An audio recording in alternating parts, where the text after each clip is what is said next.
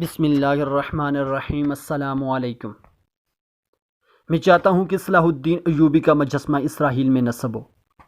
میں چاہتا ہوں کہ طارق بن زیاد کا مجسمہ اسپین میں نصب ہو۔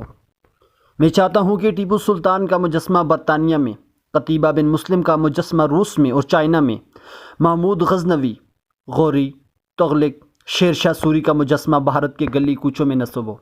اقبال کا مجسمہ جرمنی میں نصب ہو۔ جناح کا مجسمہ بھارتی لال قلعے کے سامنے اور ڈھاکہ میں نصب ہو۔ مجھے شدید حیرت کا جھٹکا لگے جب وہاں کی عوام ان مجسموں کو ویلکم کرے اور ان مجسموں کے پاؤں سے سر تک چومے اور ان کے ساتھ سیلفیاں لے، مسکرا کر، اور ان ملکوں کے لبرل دانشور ناچ کر گھنگرو توڑیں، یہ کہتے ہوئے کہ ہیریک تھیوری کا مذہب اور قوم سے کوئی تعلق نہیں ہوتا۔ اللہ پاکستان میں لنڈے کی سوچ رکھنے والے دانشوروں سے پناہ دے جو اسلام دشمن رنجیت سنگھ کے بت پر مرے جا رہے ہیں۔ اللہ تبارک و تعالی ہمیں سوچ اور سمجھ دے۔